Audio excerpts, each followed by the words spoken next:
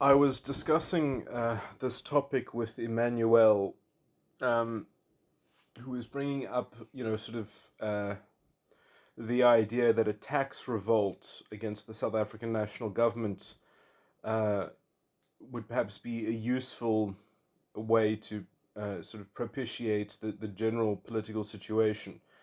Um, and my answer to this was that it would gain more legitimacy or be at least seen as more justified if the head of the spear was essentially the demand for a judicial revolution. Because I do think that it is the institutionalized corruption of the law and the moral corruption that is encapsulated within black economic empowerment and legislation, specifically the Promotion of Equality Act, that facilitates corruption wholesale and that also facilitates the moral corruption of sort of this race baiting and racial scapegoating and this kind of systematizing of blame for the problems that are happening. And so you create this kind of toxic political football which can never be properly it destroys the political arena because you've racialized politics when the courts should have already stepped in and ruled this legislation unconstitutional for its racialism. You cannot designate a group of people to be a beneficiary of affirmative action purely based on the color of their skin, based on that superficial. I mean, this is so basic. It's as if if you say syllogistically, if you lay out these premises, these claims, you see that the conclusion doesn't follow. If, for example, if you say all boys wear blue, but uh, not all people that wear blue are boys, if someone is wearing blue, are they a boy? The answer is no. In the same way, you can't say all people who are black should be given affirmative action. They're not necessarily disadvantaged. And so the Promotion of Equality Act is really uh, using poor black people as a human shield and racializing politics and creating this toxic racial football in the political arena that if you are against that version of affirmative action, if you're against that version of racialist policy, then they can say that you're against transformation and that you're against the poor. And so you just continue facilitating state patronage and corruption. And so, if this legislation was ruled unconstitutional, then perhaps it would even help Cyril Ramaphosa in standing up against the RET faction within his own party. Although, uh, it's interesting because I think that Cyril Ramaphosa speaks with a forked tongue because he has played the race baiting card many times in many of his speeches. But this might also just be a symptom of the fact that he has to toe the status quo of the legislation that already exists, a legislation that already promotes and promulgates and imposes a toxic racialist consciousness into the labor market and into all relations in some sense. It's a disgusting racialist mentality and worldview which is encapsulated in this toxic legislation, which is fundamentally unconstitutional. And now we've even found out that it was the Cadre Deployment Committee that has even hand selected the Constitutional Court judges.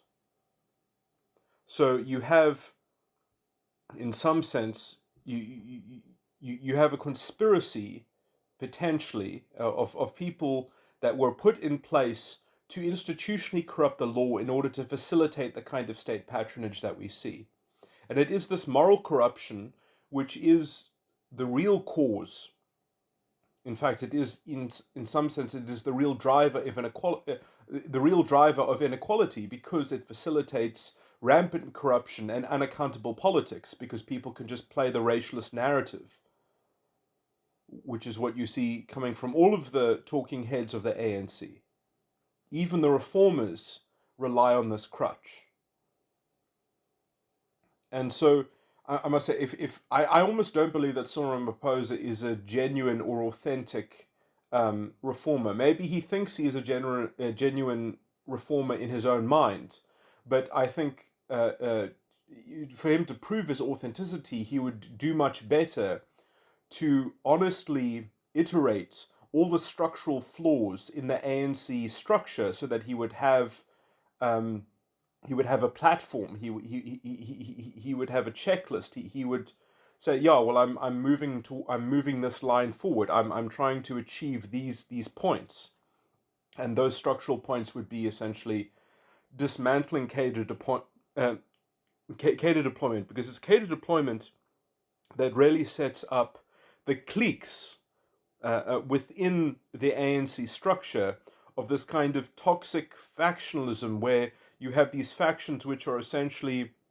mafia syndicates that each have their own state patronage, and obviously one of them is a very toxic, inefficient clique. You know, the RET faction, they have quite a voracious hunger for tapping money from the state purse. And now that the state has essentially gone bankrupt, they need to find private means, and so they use this excuse that we need radical land reform and expropriation without compensation. Never mind that land reform has already been funded twice over and the money been stolen by government twice over. I mean, land reform should have already happened. Plus, the government itself, the South African government, owns 70% of all the land in the country. So the idea that the problem in land reform is the lack of expropriation is really, I mean, it's to depend on this crutch of toxic racialism to the maximum, But I mean, this is, there are two ways of solving this kind of parasitic cancer. You can solve it politically by Cyril Ramaphosa doing something and actually getting reform across, but I don't think, I don't think he's really committed to any kind of serious reform. Um, or you could, and this would even help him, is that if there was a legal process to rule black economic empowerment unconstitutional, because it does not. You see, this policy is very evil because it cannot be judged politically as being a bad policy, because you can always just systematize and scapegoat the blame for the failure of this policy. You can always just say, well, the private sector is not coming to the table, the private sector is not acting more like a charity, or something like that. Well, it distorts the market, the labor market. It destroys networking. It destroys small and medium businesses because it promotes headhunting.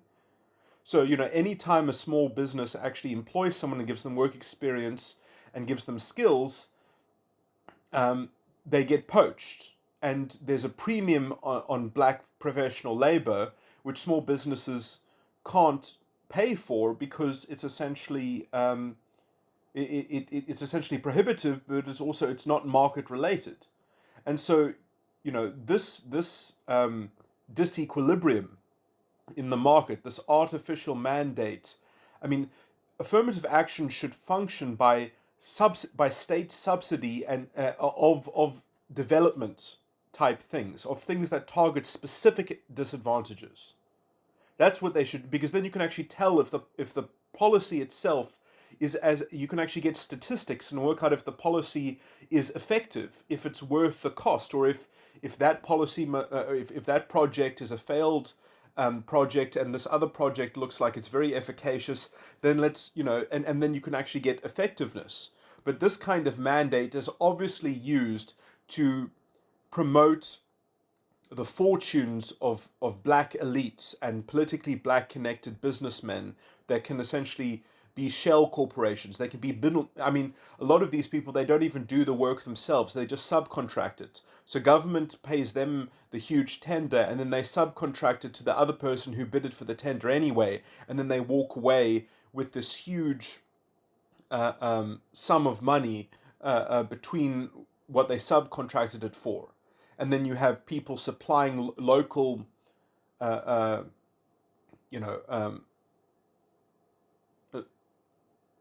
local consumer outlets, because now suppliers have to have a certain quota of black-owned um, uh, products that they stock. And so you have people that just import these products from overseas. They're not producing these products locally, so they import things from China, and then they resell these things to the local supplier, and they do so at a huge markup. And who pays the cost of this? The consumer pays the cost of this. So the consumer is paying into the bank account of some elite, of some rich person. This is completely unsustainable. This kind of in you know it's completely backwards. It does not target disadvantaged people. It targets people that can take advantage, who are already in a position of some privilege, of some capacity to work these levers of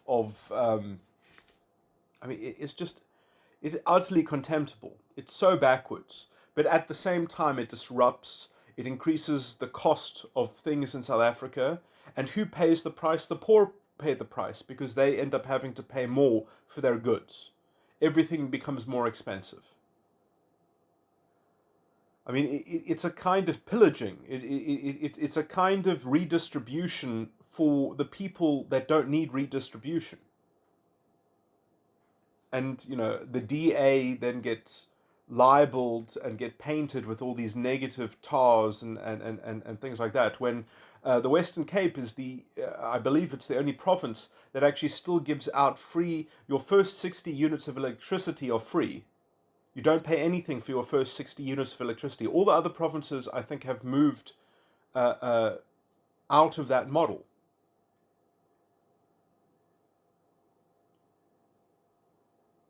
So I mean, you have a completely distorted vision in the media, and this is primarily because of the toxic racialism that has been infused in the political arena, because you can't criticize black economic empowerment because of the racialist narrative that the media broadcasts, and because of the political rhetoric backing it, which is the disguise for corruption.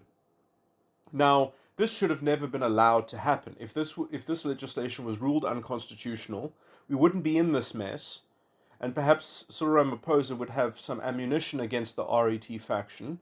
But I mean, that's assuming he really is serious about wanting to reform the party. But with all of his race baiting and playing the race card, often because in some sense, he has to validate and legitimize the morality of the legislation which his party uh, passed into law, albeit unconstitutional law, albeit law that is fundamentally unlawful. And I would say any authority figure in the country that has the power to countermand this unconstitutional legislation has the duty to do so. And in some sense, my main thing is we need a judicial revolution. We need a quorum of judges to set up a different constitutional court, because these political appointees are just, they've institutionally corrupted the law. Or we need advocates and lawyers to sign some kind of substantive motion in Parliament that calls for the impeachment of these judges, that calls for also, uh, uh, you know, and this would, at least a substantive motion in Parliament that does this. Obviously, you don't expect that to pass with the huge majority that the ANC has. But if you've met, I don't actually know all the rules around substantive motions in Parliament. I don't know what the purpose of it is afterwards, but I imagine that if you actually make a substantive motion, that one can call on it and one can invoke it, and then one is, um, I would assume it becomes available for one to make one's case openly in Parliament about the substantive motion, because the substantive motion would also appeal to instantiating new legislation or a vote to repeal the Promotion of Equality Act and replace it with some disadvantage targeted affirmative action, and a completely different model for transformative policy, one that is not racialist. Because you can only tell if policy, you can only start to judge if policy is effective or ineffective if it's non-racialist, if it has non-racialist criteria, because otherwise what metrics can you even derive from it? And this is what allows the ANC to scapegoat and say, well, the policy isn't working because it's not radical enough. They take no political accountability of their own failure. And this is what facilitates policy that fundamentally just systematizes blame and just imposes mandates. The private sector carries all the burden, and the government is basically saying, well, we have the right to define morality. We have the right to make this law. Well, actually, you don't. The Section 1 value in the Constitution of non-racialism cannot be limited by the limitations clause. Non-racialism is non-negotiable. And by the way, if you have affirmative action legislation, it is not beyond being tested by the limitations clause itself as well, which is where the Constitutional Court has erred in its shirking of its duty to uphold the Constitution. It says, no, there's a governmental prerogative that they have allowed the government to redefine non-racialism. It's utterly contemptible. It is without excuse.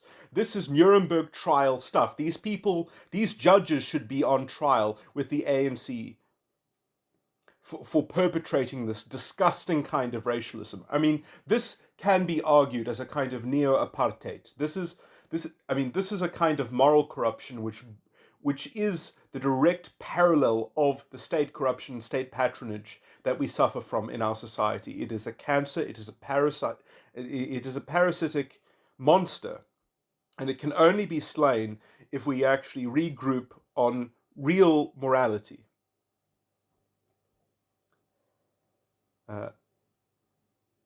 Okay, so that's the general thesis, and I do think that essentially the DA needs to start making this crusade, I believe. I think that they should bring a substantive motion so that they can start arguing it boldly in Parliament, so they can call out racialist politics and racialist people who have racialist narratives. So when people promote this kind of legislation, it can already be attacked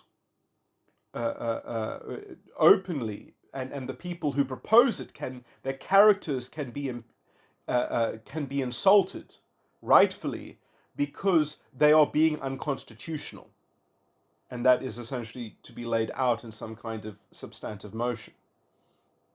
And Cyril Ramaphosa should be taken to task for even his Sona speeches, where he played the race card and he used statistics in such a dishonest way to try to continue this racialist narrative, grifting and disguising the toxicity of the policy that his whole party is fundamentally wedded to and based on and premised on.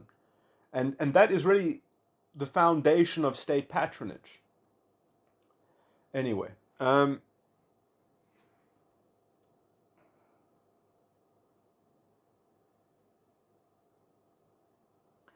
and I think that the corruption is also broader than this, because the Human Rights Commission explicitly will not pursue some of these contentions because they say, no, this is the political arena. This is valid. This is a valid political argument and a political debate, and we can't stop people from making fascistic, racialistic, narratives and such. But anyway, I mean, that's perhaps a separable point. The point is that the law as it stands is unconstitutional, and that has distorted and twisted the political arena fundamentally, and facilitated this shell game of systematizing the failure of government, of disguising governmental irresponsibility and unaccountability.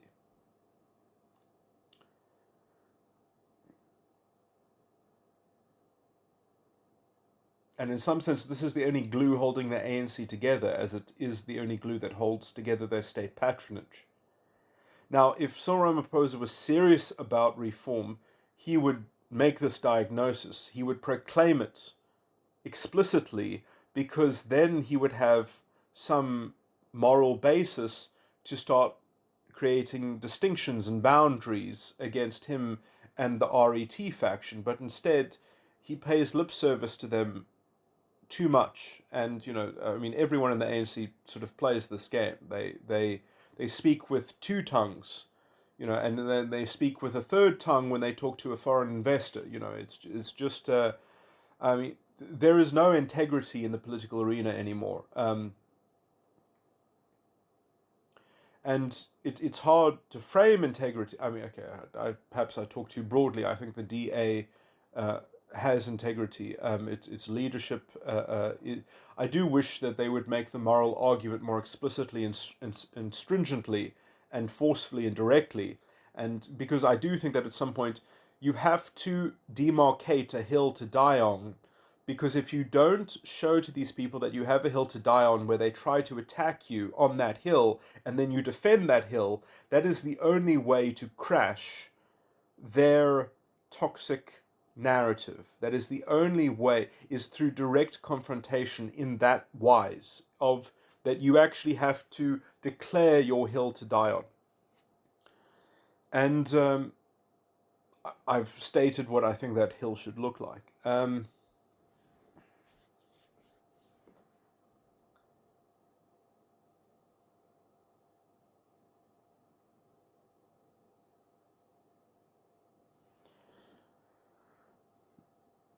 And I mean, all you would need is a substantive motion that was perhaps co-signed or endorsed by, sort of, what's the word? Uh, um, Advocates and perhaps even judges of good standing. Um, Obviously, I think that would just be to the point of the unconstitutionality of the legislation. But then you make a separate argument that is distinct from that endorsement. And that separate argument is that you call for the impeachment of these officials, of these judges that have facilitated the unconstitutionality of the law, because that's a purely political process, as it were. Now, I don't expect that impeachment to be successful in the South African Parliament, but this is the argument, this is the ideological war, as it were, that needs to be waged, because I think that this, well, perhaps this is too esoteric and intellectual for general politics in terms of but I believe that this is the weather vane of the course of the country, and without returning to the common definition of justice, common standards of morality that is enshrined within the Constitution, and vindicating those things against those who have even scapegoated the Constitution in order to try to continue their doubling down narrative grifting as to why they need more concentration of power and more centralization of control in order to get on top of the emergencies and the crises that they themselves have cooked up and precipitated. And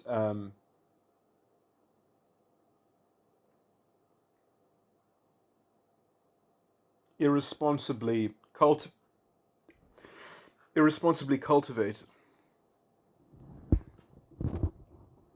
And I mean, all the while, the real problem is that the ANC is a thirsty parasite. It does constantly need to be fed some kind of nourishment from the state purse, and this is, this is a tax. I mean, you see the pun there. This is a taxing proposition for the country, and we can't afford this tax with the bankruptcies and the crises that have already befallen South Africa. The electricity crisis, the bankrupting of so many SEOs, uh, the the institutionalized looting, but also the private, I mean, the private sector was already being separately taxed by essentially this black economic empowerment system of extraction, and all these levels of extraction subvert and displace authentic, genuine transformation and development. And that is the main argument. That is also, it's hard to make that argument when it sounds like that you're against transformation because you say that the policy is wrong. You see, I don't think you should say that the policy is even ineffective. You have to say that it's immoral and it's ineffective. Anyway, I believe that that's the stronger case to be made in the political arena, but it certainly shouldn't even have to be made in the political arena because it should have already been won in the courts.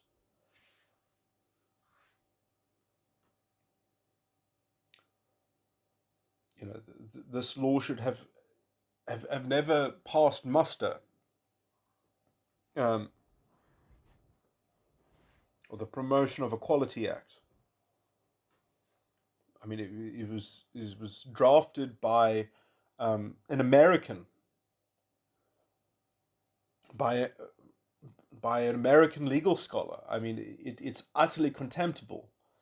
Um,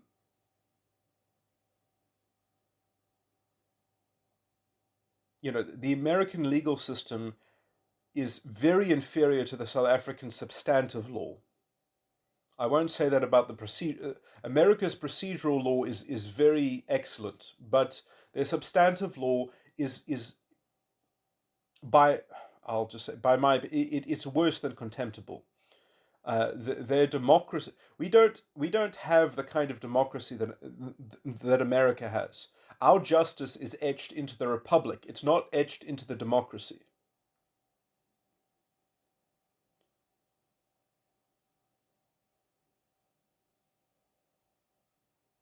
And it has already been subverted and institutionally corrupted as it stands. This is a huge problem.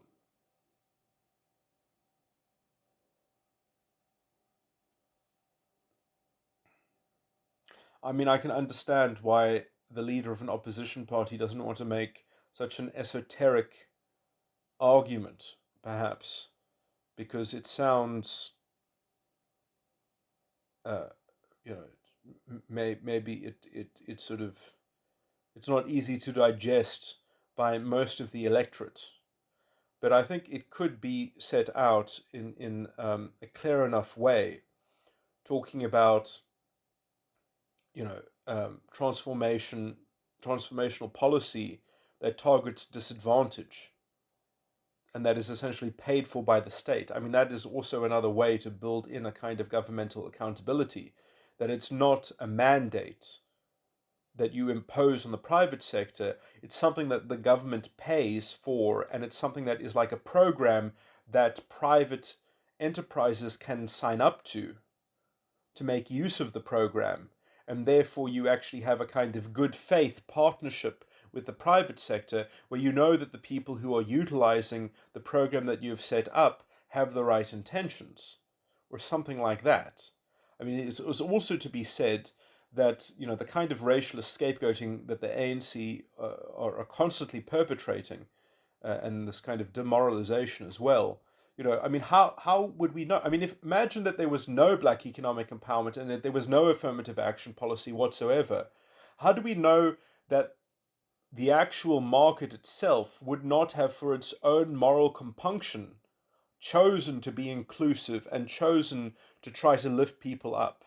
I guess we can't know that. We can't run that experiment because they have imposed artificial and largely arbitrary metrics of compliance with their idea of transformation, which is all in the form of ownership.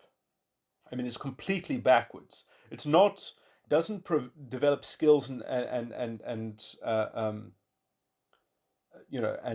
sort of production capacity. It is not focused on you could probably choose different kinds of metrics where you could actually work out, well, this would be good for the employer and it would be good for the employee to try to you know incentivize a kind of a real address of the underlying obstacles that stop something from being attained, that stop equality from being enhanced. And if you can't enhance equality, there's no point in giving people a kind of supplemental consolation prize. That's not what transformation policy is. It's not a grant. I mean, it's not as if you can't give people grants. Perhaps there should be special subsidies that are targeted for disadvantaged, for disabled people, for instance, where those are things that essentially can't be ameliorated. Um, but that's a separate case. That's not a case of affirmative action. If equality can't be enhanced, it's got nothing to do with the phrase affirmative action. Anyway, I'm somewhat getting into the minutiae of the legal mechanics here, but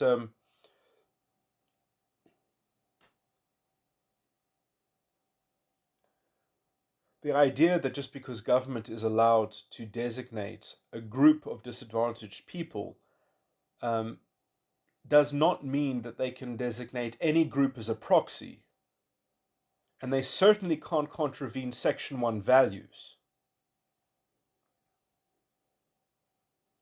They have to find a way uh, to iterate the targeting criteria or the selection criteria for um, eligibility for the program in terms of non-racialist and non-sexist criteria.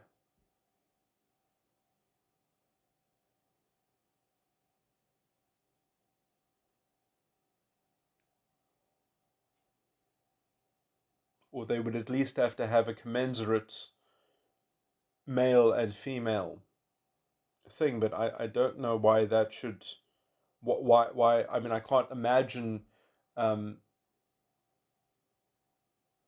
why you couldn't just have non-sexist criteria and end up targeting the thing that you actually want to target, because that would force you to have a certain specificity in the program, in the legislation that enables the government to develop programs that target particular problems. Otherwise the program would never even be able to target a problem effectively.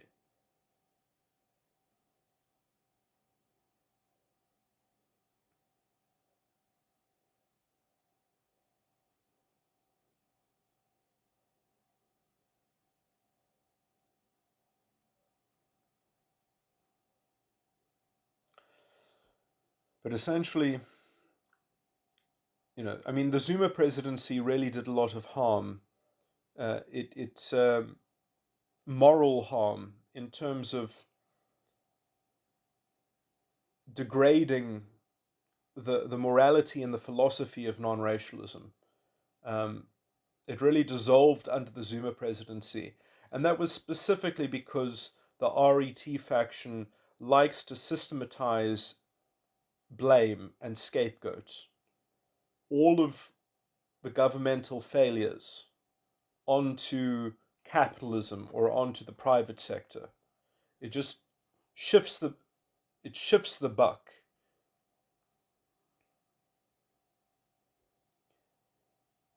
And this is a tendency which is essentially almost built into the moral worldview within the Promotion of Equality Act. It's very politically toxic, and it makes it impossible.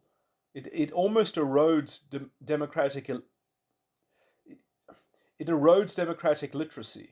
It makes democratic literacy impossible, because that kind of blanket moral generalization that is baked into that kind of legislation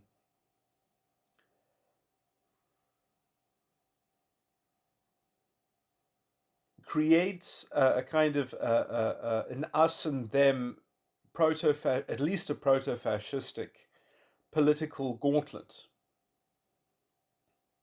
And, we have, I mean, obviously these people always existed within the ANC, but, since the Zuma presidency, uh, you know, the EFF and such have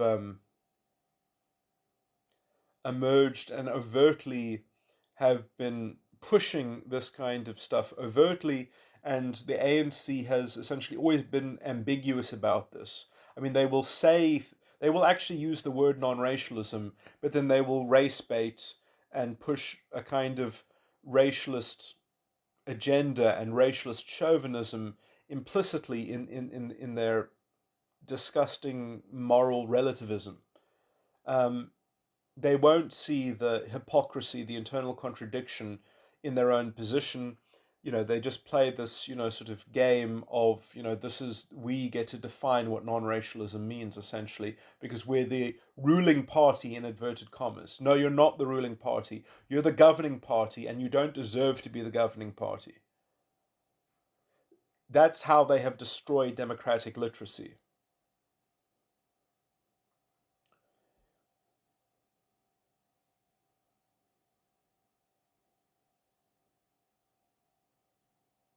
And the news media have not challenged this motif.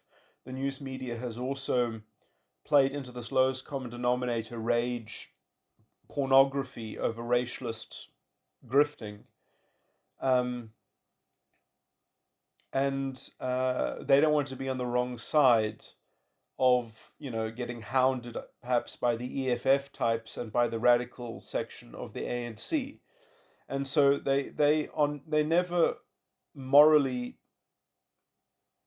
forward this point about the moral corruption that facilitates and um, parallels the state corruption, which is almost endemic to the structure of the ANC.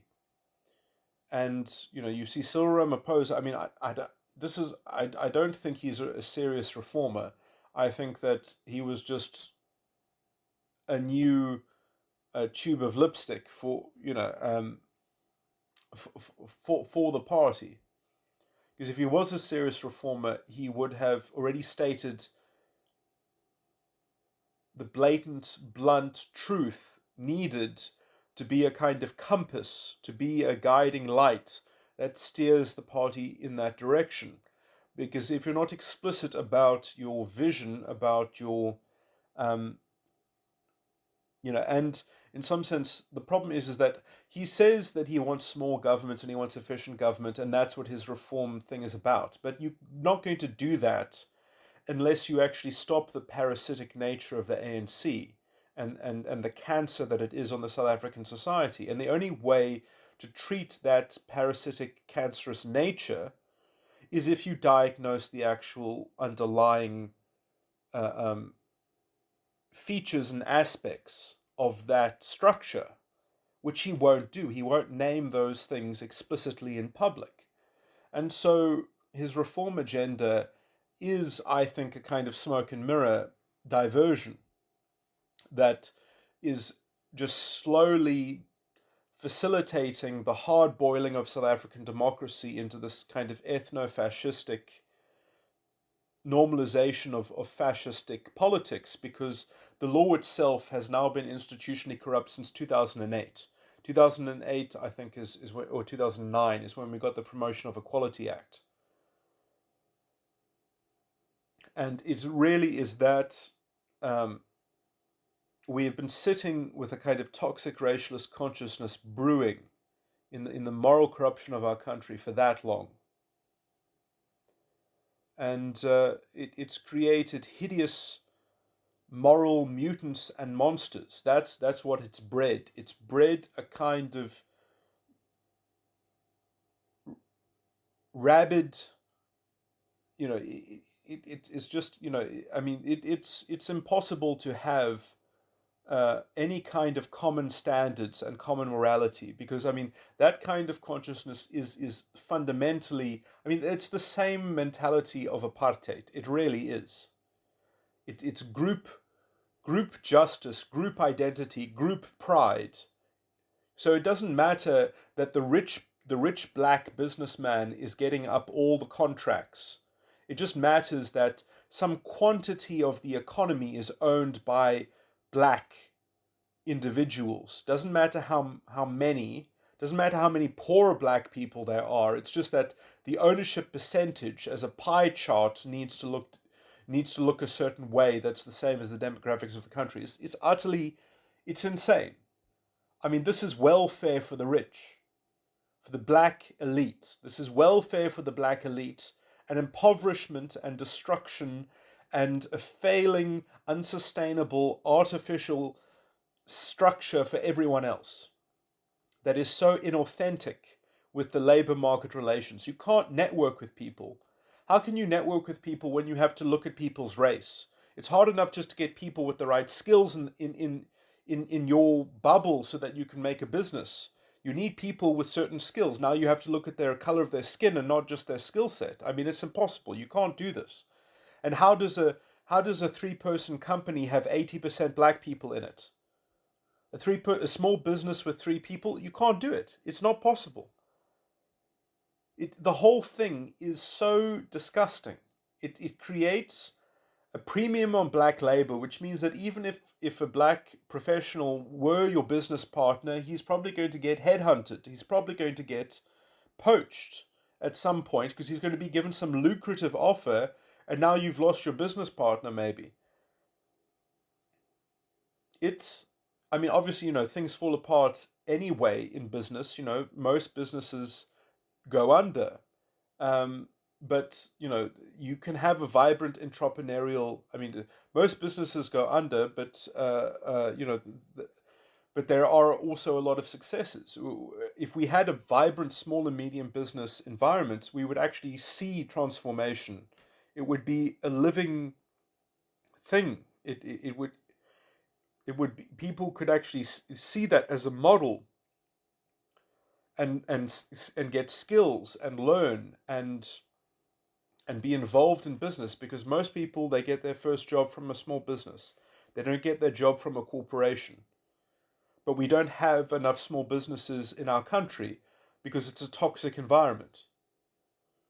We have destroyed the third leg of the economy. The third leg is small business. Also because we destroyed closed corporations. In the early days, right after the 1994 revolution, we developed the closed corporation, which anyone could go to the CNA store and they could buy a little set of papers, and they could fill out those papers and they could send them in to be registered, and then you had a closed corporation. You had limited liability, essentially. And that's all it cost you to get limited liability, to get a corporate personality. It cost you 50 Rand from CNA. That doesn't exist anymore. Regulations have exploded. The different departments decree edicts about new regulations that they regulate whole markets. I mean, they think that they are fucking emperors. They think, I mean, they infantilize the people. It's crazy. They are so, oh, they're doing it for your safety. I mean, the conceit, the arrogance, and the ineptitude of this government is beyond, is on a scale that is so, it really does look a lot like some kind of, you could see it bending towards totalitarianism. I mean, it is constantly moving towards totalitarianism, and you can see it in the moral posturing. You can see it when Celebe was marching with the army, with these people with sort of semi-automatic and maybe automatic weapons on beaches to make sure that people weren't on beaches during the COVID lockdown. I mean, it's a morality play. It's just, you can tell that it's there's something about the power of calling yourself the ruling party instead of the governing party, and realizing that you don't govern well. You know, um,